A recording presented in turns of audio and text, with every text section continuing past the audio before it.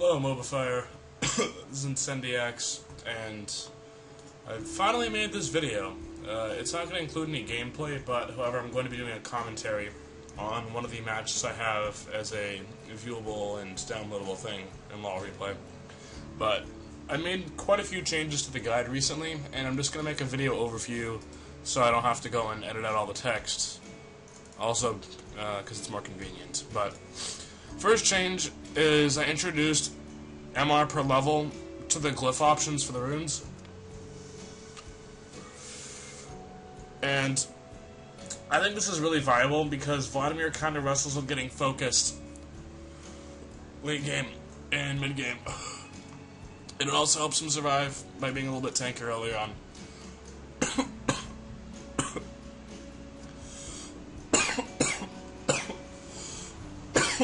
Oh shit. Sorry. But, let's see.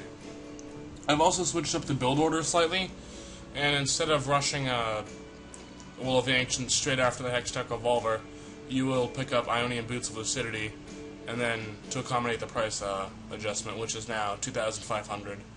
Then you pick up the Will of the Ancients, followed by a Cage Pick for gold per 5, and then a Rylai's for CC, and then you round that off with an Azonia's Hourglass and Abyssal Scepter for AP. This gives you some pretty damn good resistance at this point in the game. You can cap over, I believe, 130 and 110 armor and magic resist combined because of the new mastery tree, which I'll get to eventually. Then you're going to want to build your damage with Death Cap, Void Staff, and you can build Deathfire Grasp because they removed the mana regeneration component of it, but that's up to you. And then I pick up Mercury's Treads later on in the game, and typically a support will pick up a Soul Shroud, so that way I don't lose any CDR. And for abilities, before I had Tides of Blood at level 2, but I found that it wasn't really doing much for me in terms of damage or farm, so I chose that, or I decided the Sanguine Pool would be a slightly better choice for a level 2 spell, as this allows you to escape from jungle ganks better, and it allows you to prevent yourself from getting bursted down from some heavy APs, such as LeBlanc and mid. Moving on to masteries, I've moved to 9-21-0, and this is actually much better, because you pick up a slightly more cooldown reduction, quite a bit of magic resist, a lot of health, some regeneration, quite a bit more movement speed also, and pretty much the foundation of this mastery tree is the Mercenary Mastery. While you miss out on 8 extra gold per kill and assist, this actually does stack up and give you a substantial amount of gold. Pretty much throughout the game, if you get a few kills, you'll be getting free wards, free health potions.